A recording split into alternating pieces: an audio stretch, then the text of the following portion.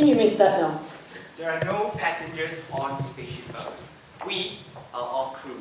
Such a strong and compelling statement is a huge indication that we need to foster greater collaboration among stakeholders. Good afternoon, ladies and gentlemen. Thank you so much for attending our presentation today. We are Team Nexus. My name is Robin. That is Lee Seong. That is Francisca. We are here today to drive the green car forward with you, Green Freight Asia. So what's going on with GFA today? First of all, congratulations. With your recent incorporation, you now have 9 committed members. You now have 9 committed members, and you look to extend this new goal to include 200 new members spanning across 10 countries. So this is where we come in. We propose an innovative business and IT solution to create value for all your members. But here's the problem. You face mad issues. But with Team Nexus, we propose a car strategy to mitigate these issues. So in acknowledgement of the competitive dynamics of the logistics industry, we recommend and propose that you, GFA, adopt the customer intimacy strategy. What this helps you do is tailor products, have focused recommendations to all your stakeholders. This is important to create value for all potential members, as well as have higher membership rate. But then again, look at the stakeholder map. The traditional approach is we have shippers, we have freight carriers. We have to acknowledge that 80% of the business is being outsourced to subcontractors. Therefore, the 2B model, we need to include subcontractors as a major stakeholder in the business line. But here's the problem. Mad challenges. Mad challenges. What is M? We talk about proposing an innovative business IT solution. A, we talk about acquiring new members. And finally, we need to deliver value to all these members. And how do we do it? This is where Nexus come in. The car strategy. We need to capture data from relevant sources. We need to analyze the data and form meaningful insights. And finally, we need to respond proactively with predictive analytics. So let's go into the solutions. Starting at the top of the value chain, we have shippers and freight carriers. So what we want to offer our members is firstly, a corporate account. When you have a unique login and we can collect the data, GFA will be collecting this data and analyzing it for them. Thereafter, we have a green directory of a preferred list of providers based on ranking on the green leaf rating. So, for example, you have a shipper in Finion who will be looking for a green partner with them. So this directory will go to facilitate that. And lastly, we want an interactive heat map that will help facilitate looking at your value chain and understanding which parts are less green than others. So how does this facilitate the whole interaction of all your members? Let's start with the carriers. For example, your DHL and UPSs. They will be reporting via our unique login, and thereafter they might be procuring and investing into a more green fleet. This will feed directly into the shipper performance reporting. They'll also report via our website, and next there will be the heat map that help them track this value chain. And lastly, carrier selection. They'll be looking at the provider list and maybe upgrading to more green carriers. So the value here is salient, starting with corporate citizenship branding. It's increasingly important and we want our members to have that. Secondly, we want reporting green initiatives to stakeholders to be facilitated. And lastly, we want proactive tracking of the value chain. Moving to the next stakeholder, the freight carriers. We have a corporate account, and these are the guys who are operating on the ground, DHLs and UPSs. And we want them to be enabled and empowered with this analytics dashboard. So they'll be tracking important metrics such as CO2 emissions, fuel efficiency, and even operating expenses. And with this, they can toggle on this analytics dashboard to optimize the supply chain. So the value here is clear. With green CSR, you'll be able to earn more green leaf ratings and bump them up and hopefully earn more contracts on our directory. And next, fuel efficiency, which will realize cost benefits. The next interesting stakeholder will be the subcontractors. We understand that there might be financial constraints here, but we don't want that to be an inhibiting factor. Rather, we want to leverage on their existing mobile network and empower them with a simple login, useful data visualization, and motivational aspect, which is a more fun way to engage with them. How this will look like is, for example, we have Abu here, who is a driver in Indonesia. We want him to share and care and share about this model. So we want to grant him points based on savings, and rather than telling him, hey, you save a barrel of oil, why not tell him that you save enough energy to power maybe bundle for 1 hour? That would be more relatable and personal to him. Thereafter, he'll be sharing this program via our Teach a Friend program, and he'll earn referral points and accumulate these points to redeem for vouchers and maybe industry reports. So the value here is clear again. more contracts in terms of top-line growth, and realizing OPEX savings. To support this initiative, we propose the following IT architecture. We added in a security layer with SSL to make sure your data is well protected from external attack. We also top it up with load balancing in case that more with your increased member and the and the usage of the applications. At the end of the day, we will store all the data in the data layer. Gartner has identified 4 types of analytics. Currently, we are focusing on the descriptive analytics on the historical data. But what we can do further to do the predictive analytics on what should I do to make sure that I am better than my competitors in terms of brave initiatives. Hence, we propose the following data warehouse architecture, where data will be extracted, transformed, and loaded to the data warehouse. The key feature of data warehouse is the ability to have a data mart where we can further comply with data issues such as which data can the user see specifically. At the end of the day, users will be able to analyze, report, and mine this data. So leveraging on that IT architecture, we wanted to marry it into the business model. So if you remember the CAR strategy, capturing, analyzing, and then after responding, this ties in very closely with descriptive, predictive, and lastly prescriptive analytics across our stakeholder map. So what we currently have is GFA has a membership fee of $0 to $10,000, which is very affordable by the way, and it brings them up to the predictive analytics stage, which is the what-if analysis. They can be toggling on this dashboard to understand how to optimize the supply chain. But why not take it a step further and empower our members with prescriptive analytics? Where we're mining this wealth of data, we want to leverage off that and provide them with industry analysis reports as well as peer cuts, where they can pick maybe 5 to 7 comparable companies and benchmark against them.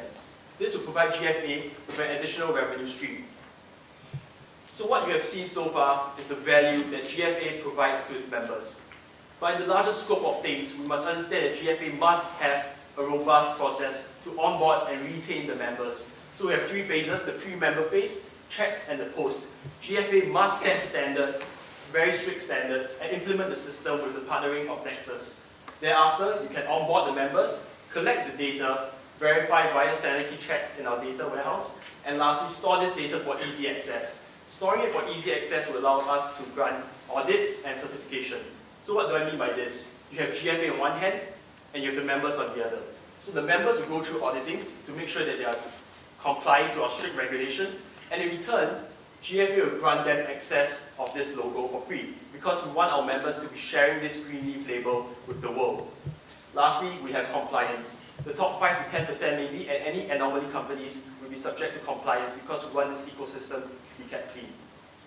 So this entire strategy ties back to what the green card is.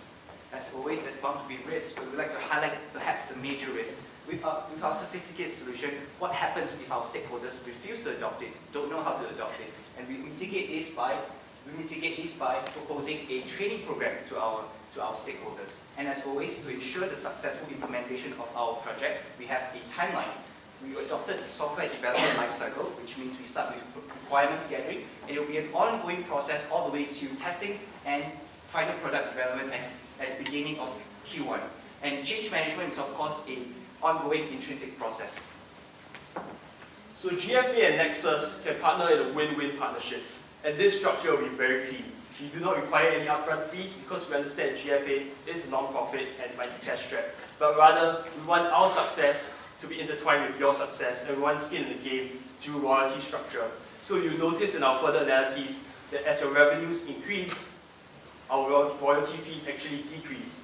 So the expected revenue of this will be in the region of 1.7 million and net income of 1.2 million after hiring dedicated staff for the team. On Nexus' side, we'll be developing the IT solution with a team of a data analyst, a software engineer, and a solution architect, and we could possibly outsource the less strategic aspects to a web UI developer. So what you have seen today are the mad challenges, but don't worry, it won't drive you mad just yet, because Nexus is committed to this vision of educating and facilitating industry partners to adopting green practices. And what we bring to the table is an innovative business model where we partner via this royalty-based structure, a holistic IT solution, and a committed and capable team. And with that, we hope to drive the green car forward with GFA. Thank you very much.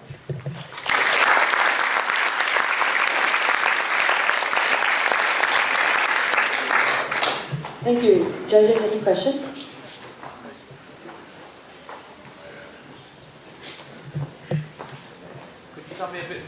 the heat maps in? Right. The workings and how this will be updated and how you gather globally. Are you referring to the business side of it or the ITs that's supporting this? Okay, so what we want to do is to enable our stakeholders, for example, the freight carriers, DHL and UPS, to look at the APEC region and understand, because once we set up this ecosystem, we will be able to track the downstream and upstream supply chain. And via that, with our green leaf rating, we will know the aggregated greenness of the entire supply chain. So what we want is an interactive heat map where maybe UPS or DHL can hover over Indonesia. And with that, it will be aggregated score of the entire supply chain, and they will know how green they are. And they can hover maybe over South Korea, understand how green that is compared to Indonesia. And thereafter, they can tweak accordingly by going to a green directory and picking more green providers if they want to up the greenness. How often will this be updated? Well, it will be updated as the stakeholders upload the data. So it will be live because as they upload the data, it will be updated on the heat map. So we want it as responsive as possible. What's the recommendation on how we should roll this out from a geographical perspective? Great question. So if we direct you to our rollout strategy, we have actually staged it into different phases. And why we have broken it into these countries is because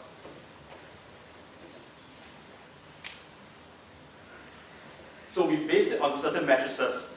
Firstly, we want to look at the transport CO2 emissions. What I mean by this is road transport CO2 emissions. We looked at how many tons they are actually churning out, because that is the core of what GFA stands for. Next, we look at the IT infrastructure. We want to be aware of the languages, and lastly, how big is this road transport market? So the first criteria that we want to target is these huge markets such as China, Japan, Indonesia, and South Korea. So that will be stage one. And the KPI is likely the adoption rate. We want to see how fast our downstream suppliers are actually picking this up. Thereafter, you can go on to stage two, which are actually detailed in the map. How would we support this language-wise? I mean, it's clear we have different language versions of this application, but there are people asking questions. How do we support this? I'm a one-man organization. I don't speak 10 languages, unfortunately. So how does this work? Right. Okay, so in terms of languages, we talk about system at the system level, correct? So at the system level, we both have No, not on the system level, on the support level. on the So there are people asking questions about how to enter information and how this is going to work. And they want to have human interaction, I guess. Right. So we have addressed the system, but to address your point of managing the stakeholders, maybe on the phone, yes. So what we want to do is roll this out via a hub and spoke model. So English will be the lingua franca, and that will be one of the main languages, as well as Indonesian, Bahasa Indonesia, Japan, and Mandarin. But to address that, we want to go via a hub and spoke model and maybe target the more metropolitan cities in the first stage countries. So these countries and these partners will be more likely to be able to converse with us in that languages, because this is the hub and spoke model. And then thereafter, you'll be branching out to maybe Bandung or Banten, which will be more likely to be speaking Bahasa Indonesia, but that will go on to the next phases where your team would likely be much bigger and much more well supported. Your solution is leveraging more on the mobile and internet infrastructure. What about those countries who have which are less developed than the others? How are you going to address that? So why we picked this hub and spoke model is because we knew that the IT infrastructure will be stronger there and more present in these areas. So for example, the Jakartas, the Kuala Lumpurs, these will be more established as compared to maybe Banten or Bandung. So we want to target those areas first and leverage on that mobile infrastructure, rather than trying to go for a shotgun approach and try to conquer the entire Indonesia, because rolling out to the more rural areas will be really tricky. So we want to target the more metropolitan areas first, go for quick wins rather than trying to gun for a huge win. I would say that going for those quick wins and small wins will be more critical.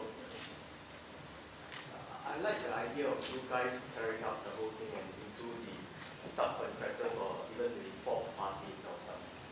Subcontractors are the lowest portion, which I think they are mercenaries itself. $1 is $1 itself. Well, how are you going to manage these pool guys, which is a harder side? Managing the pool of subcontractors. Subcontractors to help you run this whole program itself.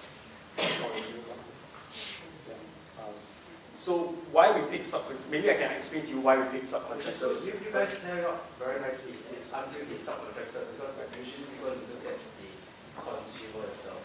It isn't actually like subcontractor. Right. So maybe we can explain to you the subcontractors. And how are they going to get capital from So why? Okay, maybe I can explain to you the rationale of why we pick subcontractor and how we can manage them. So why we pick a subcontractor is because we know that there are 500,000 trucking companies in APEC, and 0.1% of them are actually have more than 100 trucks. So this accounts for 50,000 trucks. So targeting these 500 companies will be 50,000 trucks. And how we want to manage them is these people are getting business, like you say, mercenaries, but they get business from the bigger players such as UPS and DHL. And we understand from Mr. Shablinsky that next week we actually have a meeting with Expeditors, Panalpina, UPS, FedEx, DHL. So all the big boys are coming together. And with this concerted effort on the GFA membership, we can actually put pressure on the subcontractors. So it's a reality that they are mercenaries, but they are mercenaries who are freeing themselves via DHL and UPS's money. So when pressure comes from them, they will actually have to change. But we are not pressuring them fully because we're actually helping them and working alongside them with our training conference that we put in our timeline.